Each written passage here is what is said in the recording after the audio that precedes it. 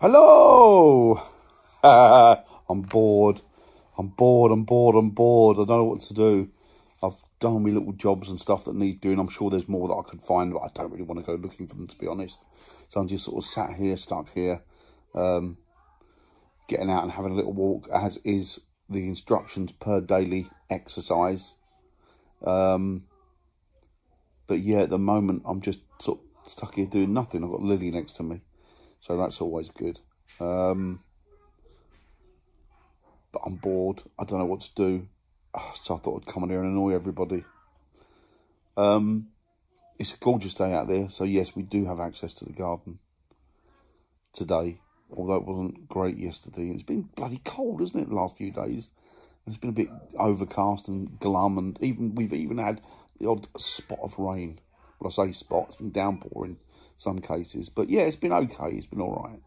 I just wish that this sunshine would be permanent, or at least for the next few months, couple of months. Blimey, I'd take it a couple of hours. But yeah, we're sort of all stuck in as usual, like the rest of you, and we are all just pottering about and doing what we can do. Although boredom has really set in this week, or yesterday in particular. I was feeling it yesterday.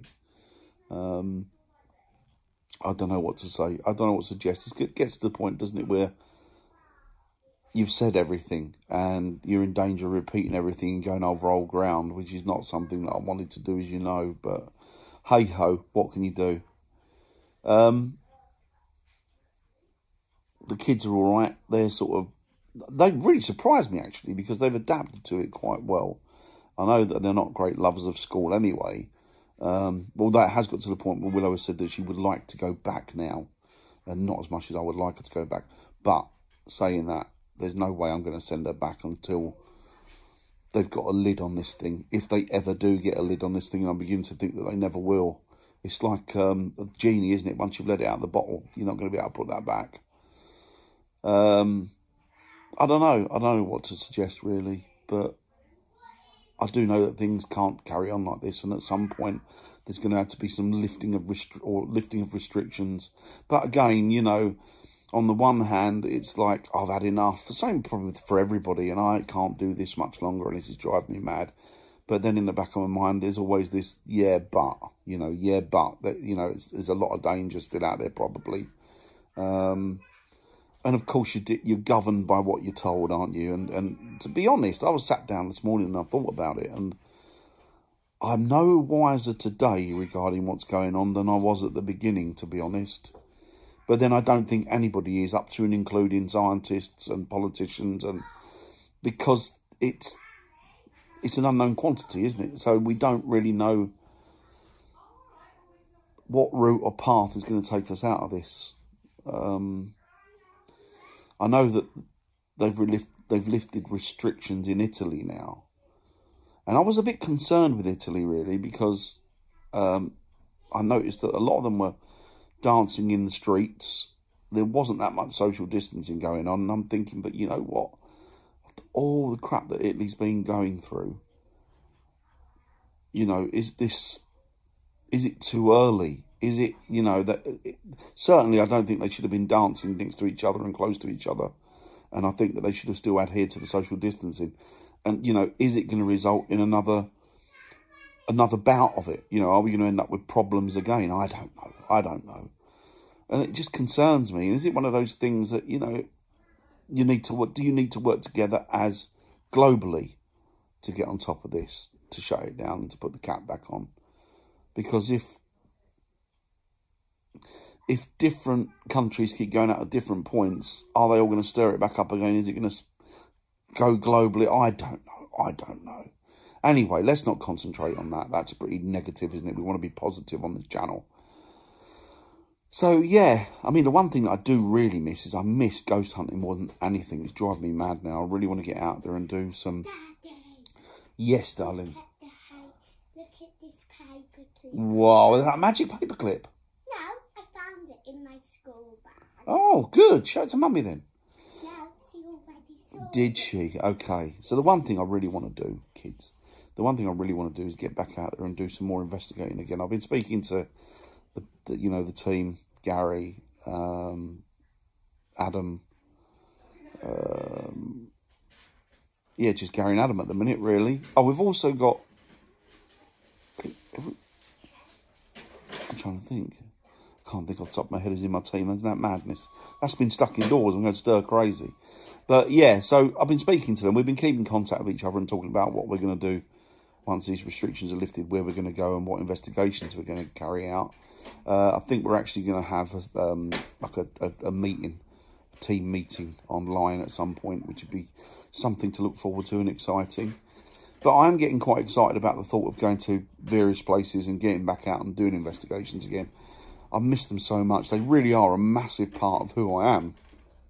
And of course, when you can't get out, that massive part of who you are suffers, you know. But yeah, we'll get out there again. And there's some locations that I'm looking forward to going to. We've got one in particular which Gary has sourced, which is... I won't tell you where it is, but I'll tell you what it is. It's a doll, and this doll apparently is possessed. And it's quite renowned, this doll. It's quite well known in the paranormal community. And seems Gary's got us access to it. So we're looking at doing maybe a 12-hour lockdown with this doll. And the property that this doll is kept in, because obviously there's activity in the property. And there was prior to the property having the doll in it. So we're looking forward to going there and doing an investigation there and seeing what we can glean from the article. And, yeah, I know a lot of people are particularly scared of dolls and things like that. They don't worry me. Dolls, clowns, things like that. I don't know why. They just never bothered me. And actual clowns I quite liked as a kid. And I still enjoy watching clowns now. As an adult, I love it. But I love them. Yeah, but yeah, I don't, yeah. So... that's one of the investigations. There's another investigation that we did prior to this, which is in Worcestershire, which proffered good results as well. I'm looking forward to going back there. And we got some credible and good activity there. I picked up on disembodied voice. I saw shadows. And then when we reviewed the footage, you could hear just after me saying, I think there's a shadow in there. I've just seen a shadow. You can hear a voice say, I think he's seen me. So it's a disembodied voice saying that. So, and we got lots of knockings and tappings, and it used to be a doctor's surgery at one point in the 19th century. And one of the audios that we got from there was, we were asking who it was, and we got the answer back through EVP that, doctor. So we gleaned from that it was probably the spirit of the doctor, who we believe still haunts and walks the boards of that property, because, you know, that was where he spent most of his living days, and it's reputed that he haunts it anyway. So yeah, so we've got that to go back to. There's just places all over Britain that I want to get to, and I think that once this is lifted, we're going to go on I'm going to have a word with the team, because we were talking about it before, and I'd like to put it into production now, where we do what we call a paranormal or a haunted weekend. So we go somewhere in the distance and we do a journey travelling through the haunted history of Britain. But we do it over a 3-day, 4-day period. So hopefully we get 3 or 4 different investigations in over that long weekend. So yeah, so that should be good. But there's lots and lots of stuff that I want to be doing. I want to be getting over to Ireland at some point, because there's a lot of places over there that I'd like to investigate. And I've even been toying with the idea. I'm going to have to run it past Gary and the guys, but I'm even toying with the idea at some point, very, very soon, of getting over to the States and doing a couple of investigations over there. It's something that I would like to have done. I also want to go Sasquatch hunting. That's something I've wanted to do ever since I was a kid. Another thing that I've been kind of in my head and has been there all the time is these Bigfoot sightings and what the heck is going on there. So I'd like to get out to a woodland or a forest out there with maybe some research unit. There's plenty of them out there in the States. If you're a research unit in the States and you know somebody who's got one, give them the heads up that I'm looking to get out there at some point very, very soon. Maybe early next year.